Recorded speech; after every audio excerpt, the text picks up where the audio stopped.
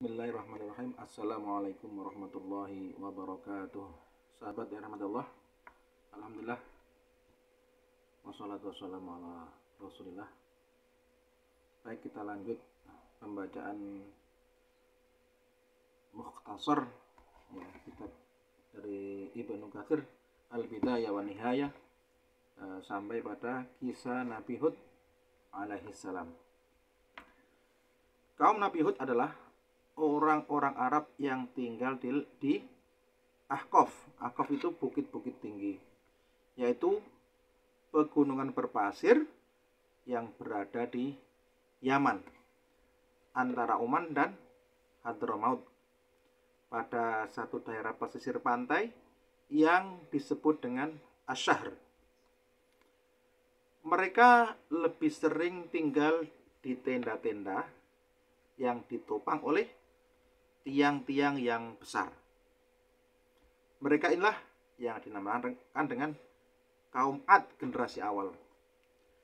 Adapun orang yang mengklaim bahwa Iram adalah sebuah kota yang mengelilingi bumi, kadang di Syam, Yaman, Hijaz, dan kadang di negeri-negeri lain, maka sungguh ia telah jauh dari kebenaran dan telah menyatakan anggapan yang tidak memiliki dasar dan dalil sama sekali. Di dalam buku Shahih Ibnu Hibban disebutkan sebuah riwayat dari sahabat Abu Dzar dalam sebuah hadis panjang yang menyebutkan kisah para nabi dan rasul. Dalam hadis itu Rasulullah bersabda, di antara mereka ada 4 dari golongan Arab, yaitu Hud, Shalih, Shu'aib, dan nabimu, wahai Abu Dzar. Maksud dari generasi awal adalah bahwa kaum Ad merupakan kaum yang pertama kali beribadah pada patung dan berhala setelah banjir besar zaman Nabi Nuh alaihi salam. Allah kemudian mengutus saudara mereka Hud alaihissalam yang kemudian menyeru mereka kepada Allah.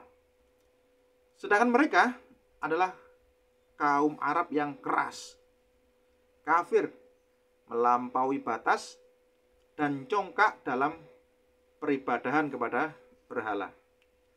Allah pun mengutus Hud yang kemudian mereka dustakan, sehingga Allah mengazab mereka dengan siksaan yang teramat sangat keras.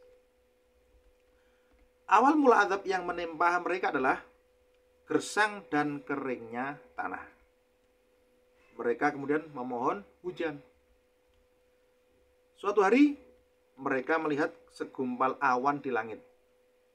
Mereka menyangka bahwa awan itu membawa hujan dan rahmat. Akan tetapi awan itu adalah awan yang menuangkan azab. Datanglah angin laksana kobaran api. A'udzu billahi minasyaitonir rajim. Sakhkharaha 'alaihim sab'a layalin wa thamaniyata ayyamin husuma. Ya, artinya yang Allah menimpakan angin itu kepada mereka selama 7 malam dan 8 hari terus menerus. Surat Al-Haqqah, surat yang ke-69 ayat yang ke-7. Maksudnya adalah terus menerus, sehingga tidak menyisakan seorang pun dari kaum Ad kecuali binasa. Nabi Hud alaihissalam memisah diri di suatu tembok bersama dengan orang-orang yang beriman. Tiada yang menimpa mereka kecuali angin lembut yang mengusap kulit dan menenangkan jiwa. Angin atau azab itu ya berhembus di antara langit dan bumi, melukai mereka dengan bebatuan. Dilanjutkan ayatnya, fataral qauma fiha sur'a ka'annahum a'jazu nakhlin khawiyah. Maka kamu lihat kaum Ad pada waktu itu mati bergelimpangan, seakan-akan mereka tunggul pohon kurma yang telah kosong atau telah lapuk. Surat Al-Haqqah ya. Surat yang ke-69 ayat yang ke-7. Allah menyerupakan mereka dengan tonggak pohon kurma yang tidak memiliki pangkal.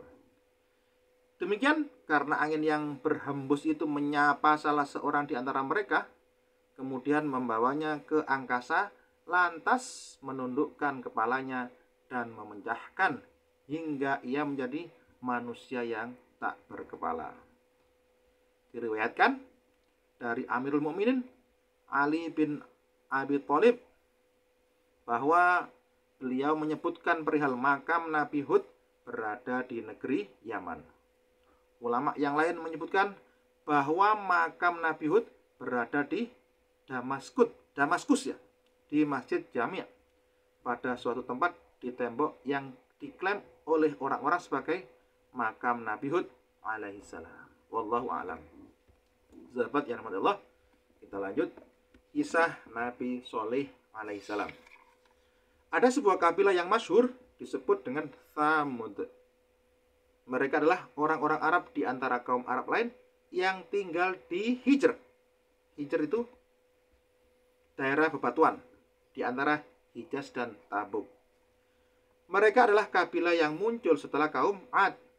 Mereka beribadah kepada berhala, sehingga Allah mengutus lelaki dari kalangan mereka sendiri, yaitu seorang hamba Allah dan Rasulnya Shalih alaihissalam, yang kemudian menyeru mereka untuk beribadah hanya kepada Allah, Zat yang Maha Esa dan tidak memiliki sekutu, untuk menghentikan peribadatan kepada berhala serta tandingan-tandingannya dan tidak menyekutukannya dengan suatu apapun.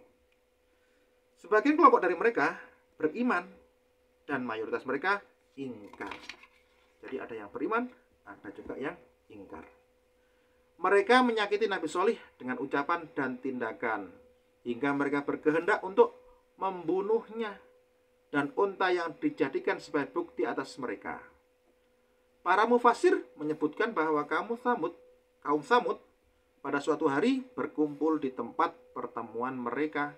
Kemudian datanglah Rasulullah Samud alaihissalam menyeru mereka kepada Allah, mengingatkan mereka, memerintahkan mereka agar waspada dan memberikan nasihat kepada mereka. Mereka lantas menjawab dengan berkata kepada Nabi Shalih alaihissalam, apabila kamu mampu mengeluarkan seekor unta dengan sifat demikian dan demikian, mereka menyebutkan sifat-sifat unta ya, dan dari batu ini mereka menunjuk sebuah batu yang ada di sana, dan hendaknya unta itu bunting tua.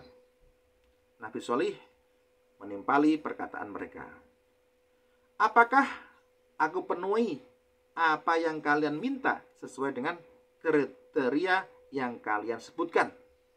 Apakah kalian akan beriman kepada risalah yang aku bawa dan akan membenarkan kerasulanku? Mereka menjawab, iya. Nabi Shalih memegang janji dan kesepakatan mereka, kemudian berdiri menuju tempat sholatnya, lantas melaksanakan sholat untuk Allah sesuai dengan yang ditentukan bagi beliau ya. Kemudian berdoa kepada Robnya ya, agar memenuhi apa yang diminta kaumnya.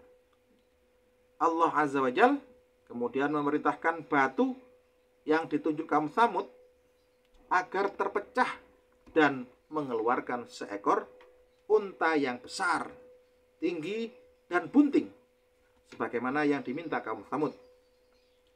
Ketika mereka melihatnya, mereka melihat suatu kejadian yang dahsyat. Ketika mereka melihat dahsyat ya, pemandangan yang besar, kekuasaan yang terang benderang, dalil yang absolut, dan bukti yang tak terbantahkan. Sebagian besar dari mereka ya, beriman, dan mayoritas mereka tetap bersikukuh dalam kekufuran, kesesatan, dan kedurhakaan mereka. Disepakatilah bahwa unta itu akan menetap dan tinggal dengan mereka. merumput di ladang mana saja yang ia sukai dan meminum air setiap hari. Disebutkan bahwa kaum Tsamud meminum susu unta itu ya, hingga mencukupi mereka. Keadaan ini berlangsung lama hingga suatu hari pembesar kaum Tsamud berkumpul dan sepakat untuk menyembelih unta tersebut ya. Orang yang bertanggung jawab untuk membunuhnya adalah ketua mereka, Qudar bin Salif. Ia adalah seorang lelaki yang berkulit merah kebiru-biruan dengan postur tubuh pendek. Disebutkan bahwa ia adalah anak hasil perzinahan dari seorang lelaki yang dinamakan dengan Syaiban. Qudar pun melakukan penyembelihan unta dengan kesepakatan seluruh pembesar yang ada. Mereka beranjak untuk mengintai si unta, seperti orang yang memiliki kegalauan. Qudar memanahnya hingga melukai betis unta. Kemudian Qudar bin Salif ini segera menghampirinya dan menekannya dengan sebilah pedang. Qudar menyayat urat di bawah betis unta hingga unta tersebut jatuh ke tanah dan melengkingkan suara yang sangat keras hingga anaknya lahir. Qudar kemudian menusuk lehernya dan menyembelihnya. Anak unta yang masih kecil kemudian mendaki gunung. Di atas gunung ia melengkingkan suara 3 kali dengan keras. Oleh karena itu,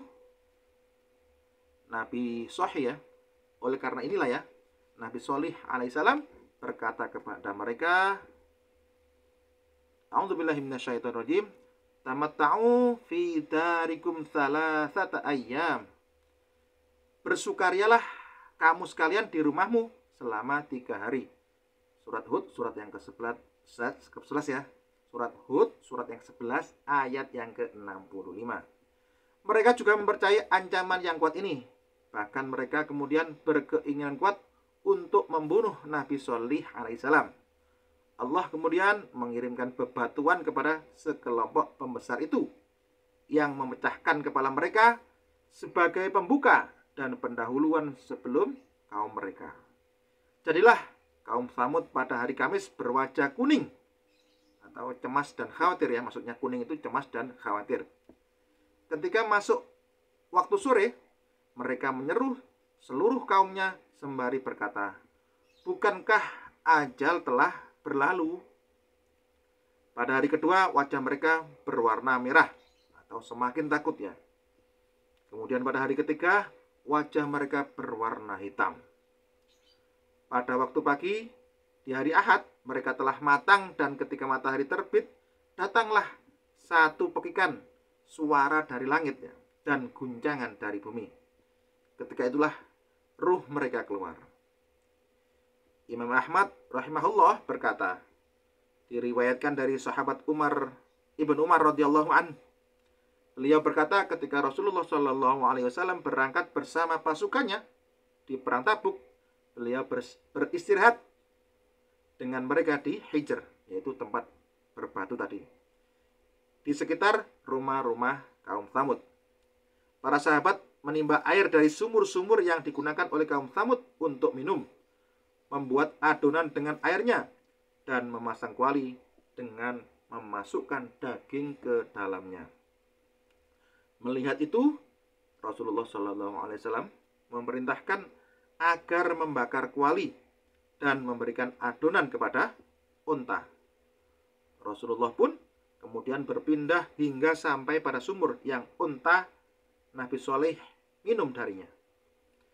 Rasulullah melarang para sahabat untuk masuk pada kaum yang diazab sembari berkata, Inni akhsha an yusibakum mithlama asobahum fala tadkhulu alaihim. Aku khawatir kalian akan ditimpa azab sebagaimana azab yang menimpa mereka, maka janganlah kalian masuk pada mereka. Dalam riwayat yang lain, kecuali kalian masuk dalam keadaan menangis. Dalam riwayat yang lain, apabila kalian tidak mampu menangis, maka berpura-puralah menangis. Semoga sholawat dan salam Allah dilimpahkan kepada beliau. Demikian tadi kisah Nabi Hud dan Nabi Shalih alaihissalam. Insyaallah akan kita lanjut pada kisah Nabi Ibrahim ya. Agak panjang nanti kita bahas Nabi Ibrahim. Kurang lebihnya mohon maaf. Assalamualaikum warahmatullahi wabarakatuh.